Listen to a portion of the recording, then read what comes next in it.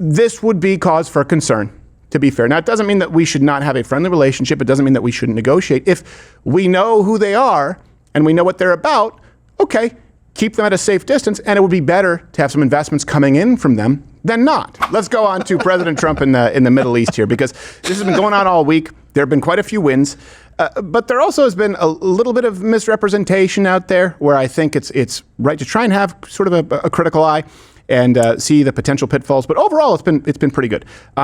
Remember, keep this in context. Before President Trump came into his second term, he was going to bring World War III, right? We all in agreement on that? It was going to be World War III. Yeah. World was going to end. And certainly the Middle East was ground zero. Everyone thought that's where the war was going to be breaking out, World War III. But on his trip, he's continued and intensified nuclear talks with Iran. We know where he lines up on that. We don't have the details of the private conversations right now. He's moved to normalize relations with Syria, and it's, according to him, attractive leader. How did you find the Syrian president? Right. I think very good. Young, attractive guy. You know, strong pass. Very strong pass fighter. Does that worry you? But he's got a real shot at pulling it together.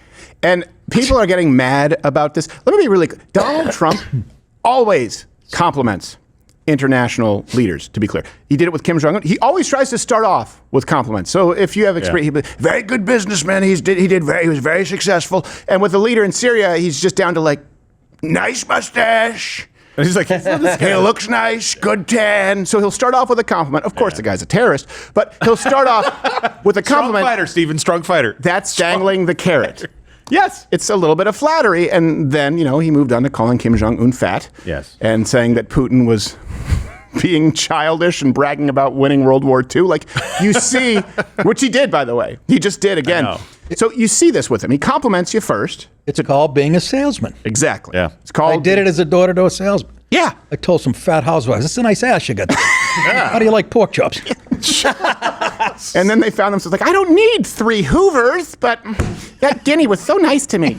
So he's also secured nearly, and there's a little bit more of the numbers, $2 trillion in economic deals. Dang. Arabian Trump, he's getting dismayed. With neocons done, no bombing for fun, or this war escapades. And I want to hear from you. Look, here's one thing. You may like what's going on. You may not. You may have a problem with the plane from Qatar, and I understand that. But what is undeniable is for people who bitched about neocons for a very long, this is the first time we've had something different. You certainly would be hard-pressed to argue against this statement. Democrats, including Barack Obama and certainly Biden, were more neocon than Donald Trump as it related to foreign policy. Is that a good thing? You think maybe we try a different direction? Because, hey, back in the day, I lived in Canada. I was more supportive of George W. Bush back then than I am now. Hey, you know what? I was wrong, because it turns out there's no changing these countries with these people. And I'm willing to say, you know what? Hey, you guys keep your country over there, and we'll keep ours over here. I think it's time to do away with nation building, and that brings us to some Trump wins. All he do is win, win, win, because he's Trump. Trump destroying liberal mind. Leave their asses in the dust, and now that he is in, we getting back to building this amazing nation. And we gon' stay there. All right. So before we get to this Wednesday, what went down, do download the Rumble app. If you're watching right now, we do not stream live to YouTube anymore, just here on Rumble, 11 a.m. Yeah. Weekdays, follow this channel, and you get notified when we are live. That's it. You don't get a bunch of other bullcrap like you do on YouTube. Like, oh, PBS is talking about female hunter-gatherers. Who cares? So, Wednesday in Doha, President Trump signed a new economic agreement with, and I feel... You're pissed off about this. Like there's a trap with this. No matter how I say it, someone's going to say wrong. Qatar. And then people are like, it's Qatar. And then you'll see in this video, they go, Qatar. I don't even know what they're saying, and I don't care. But $1.2 trillion secured in economic agreements. It is my honor to announce the signing of a joint declaration of cooperation between the state of Qatar and the United States of America. Just think cat turds. Signed Yes. on behalf of the state of Qatar by His Highness Sheikh Tamim bin Hamad Al Thani, Emir of the state of Qatar, and the Honorable It's Donald Spanish now. J. Trump, yeah. President of We're the rolling the United R's States at the of end. America. Anna Navarro? Yes. That's the pen. I'm waiting for the dust to explode. So, well, don't worry, we'll get to My that. pager's going off. It's Netanyahu's people. So a couple of things here. People are saying $2 trillion. So according to the White House, the deal is going to generate $1.2 trillion in economic exchange, including about $250 billion or so in economic deals. All right. And the Qatari prime minister even clarified that this would take place. It's good. But people on social media saying $2 trillion immediately, well, that's not accurate. The Qatari prime minister said this is going to take place over 10 years. And I will say, Qatar, for one of the prominent terrorist supporting organizations, countries in the world, they put a good face on it. Well, basically, it's very simple. 1.2 trillion is the expected value of the economic partnership between the two countries for the next 10 years. And this is basically either it will be through an investment, the Sovereign Wealth Fund, which is the commitment that QIA is going to do throughout the next few years. So the deal includes $1 billion to Raytheon for a drone defense system, potentially $38 billion as far as an investment into the Ul Udeid Air Base, $97 billion in contracts for Parsons Engineering, $96 billion in orders from Qatar Airways, including 130 787s from Boeing, some other Boeing aircraft. They also have They have 50 additional Boeing aircraft, 30 Boeing 7779 aircraft, because Islamists have never done anything bad with an airplane.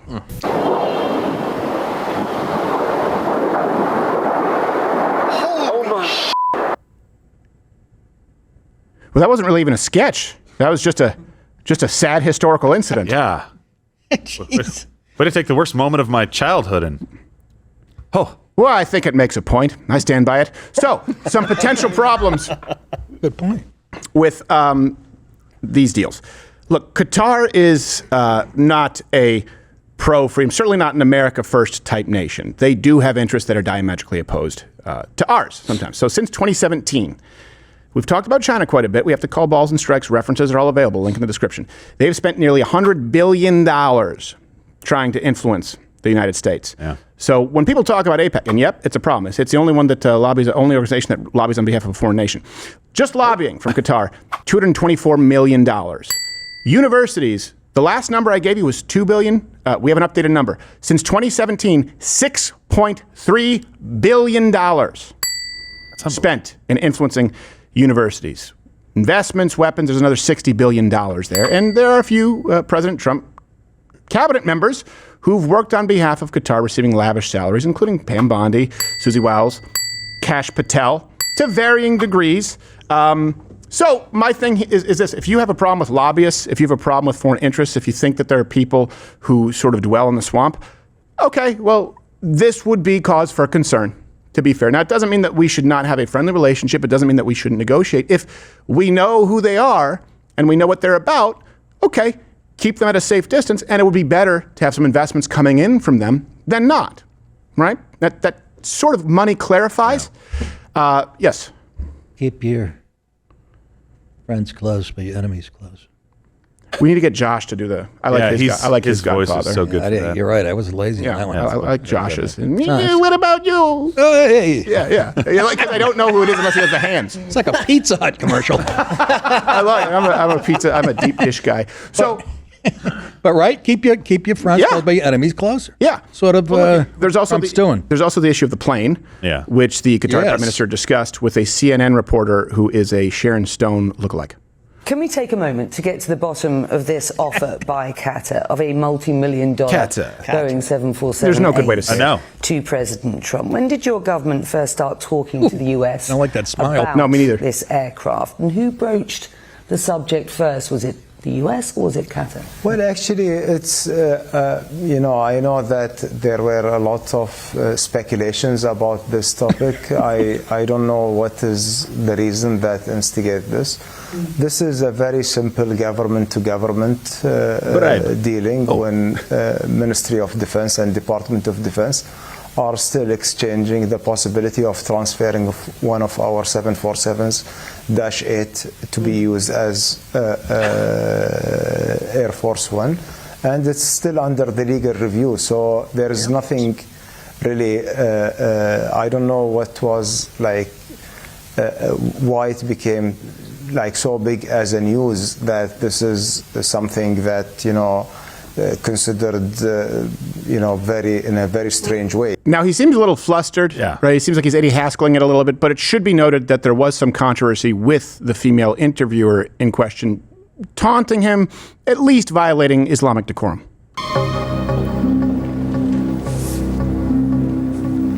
Yeah, you can't do that over there. You said Sharon Stone. I thought he looked like Governor Newsom. A little bit.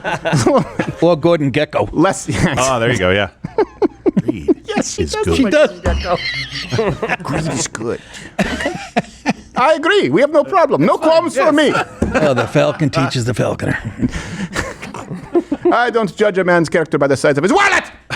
Oh, I love that. Oh, you're line. doing Sheen. Okay.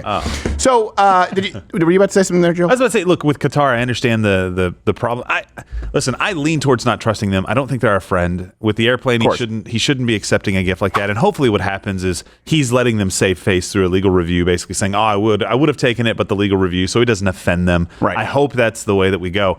But Qatar has their hands in so many things in the Middle East right now. They seem to be kind of the broker of all these different relationships. And some of that's really bad because they're putting up the Hamas leader's face on a building whenever he died, and so it's looked like, oh, okay, well, you're promoting Hamas. And then on the other hand, this is where we're going to negotiate and try to find these solutions in these countries. So I don't like the ties to Qatar or really any other country like that. But I'm just wondering, what is Donald Trump going to do with this? Is he going to be manipulated by this, or is he using it for his own benefit? So far, seems like it's our benefit. Well, I do think that it is important to note the difference in Donald Trump's approach in foreign policy. Look, for example, you go back to Code Pink, you go back to Rosie O'Donnell, people talking about in the Middle East, right? Donald Trump, when he was speaking in Saudi Arabia, he gave a landmark speech. Basically saying the way forward is we're not going to tell you how to live your life so long as you don't try and do that here with us. If we know that there's no threat, we keep ourselves safe, we need to be done with nation building, right? That was the basis of a lot of these wars. And I'll tell you this, back then, I was relatively pro war in Iraq, and that's because I was Canadian and everyone just talked about how they hated America, so I had to be a contrarian. But not because of I would say it's a lapse in judgment now, not because of the WMDs. Those existed, by the way, just not nuclear weapons. You can read about it in the New York Times. Because there's no winning. There's no winning in these other nations. That really is, so the best we can do is, okay, if we're not going to do that, let's try and let you know that you can have your way of life so long as you don't try and intrude on ours. That means being tough on terrorism, but we're going to take a different approach. And by the way, he steals this issue from the left because they weren't doing what Donald Trump is. They were calling them freedom fighters. So just 2 days ago, here we have a clip, Saudi Arabia, he gave this speech making really clear the departure from our foreign policy path that we've been taking. Before our eyes, a new generation of leaders is transcending the ancient conflicts of tired divisions of the past and forging a future where the Middle East is defined by commerce, not chaos, where it exports technology, not terrorism, and where people of different nations, religions, and creeds are building cities together, not bombing each other out of existence. We don't want that. This great transformation has not come from Western interventionists or flying people in beautiful planes giving you lectures on how to live and how to govern your own affairs. In the end, the so-called nation builders wrecked far more nations than they built, and the interventionists were intervening in complex societies that they did not even understand themselves. Peace, prosperity, and progress ultimately came not from a radical rejection of your heritage, but rather from embracing your national traditions and embracing that same heritage that you love so dearly. Young man, there's no need to feel down. I said, young man, pick yourself off the ground. I said, young man, 'cause you're in a new town. And by the way, He played that. Yes. No way. Talk about That's it. real. He got people in Saudi Arabia to celebrate the gayest song ever. And I heard 4 guys were tapping their foot. They were shown to the top of the building. Yes, but I will say that song has really gained some traction in the Arab world. It's fun to stare at the YMCA. It's fun to stare at the YMCA. You have everything for a month to enjoy. You can hang out with all the moon. Allahu Akbar. No. Well, you're not supposed to be on your phone driving anyway. So That was beautiful. I will say this: he's speaking to the people of the Middle East, of Saudi Arabia. Yeah. They are going to embrace that. Okay.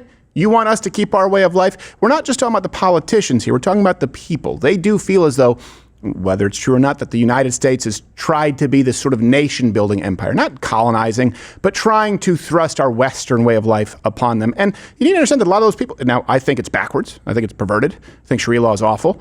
I think most of the values are reprehensible. But if those people embrace that, what's the alternative is what? Is destabilizing, is more war. So this is actually, I think, going to resonate with those people quite a bit. It's why you saw a lot, by the way, of Middle Eastern Americans, Arab Americans voting for Donald Trump, because ultimately they don't want war, but they didn't trust the Republican or Democrat Party that there was going to be war no matter what. Yeah. For the last 40 or 50 years, one of the complaints that we've heard over and over again is because they're attacking us because we've attacked them. Right. Right. And I'm not saying that that's necessarily even true in every case, but this starts to remove that. It starts to say, hey, we want you guys to be successful and we'll work together on partnerships, but we're going to kind of let you do your thing. And it gives you a leg to stand on where it's like, hey, we extended that olive branch. If anything happens, that goes away, right? That's the leverage. Also, Donald Trump, again, just sort of like when we're talking about made in America, manufacturing in the United States, the working class, he stole that base from the left. Right now, Governor Whitmer, Michigan, the worst governor in the country, right? They nationally went for Donald Trump. Locally, they'll go for Democrats. Nationally, he stole that issue from under them. He's doing the same thing now with the left's anti-war narrative, but he's making it pro-American. As I said, my country, this 8 years, as under the banner of women's rights, human rights, democracy, has been occupied. So as long as these occupation forces will be in Afghanistan, the worst civil war will be.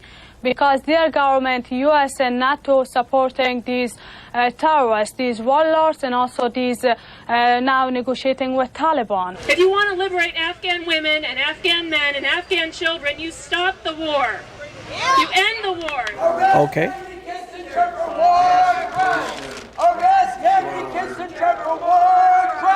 It's a form of protest. It happens to be a violent, slightly violent one, but that's what we went to Iraq for, to create democracy. We have protest here, so mission accomplished.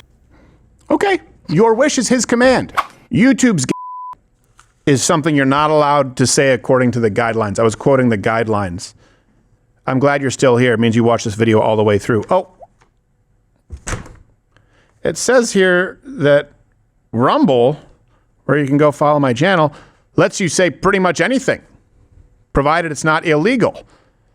That reminds me of, what does it remind me of? Oh, yeah, YouTube, pre-2015. Go on and follow me there. I'm live, 11 a.m. Eastern, weekdays. Don't call YouTube a. Oh, it's just a different way of saying it's.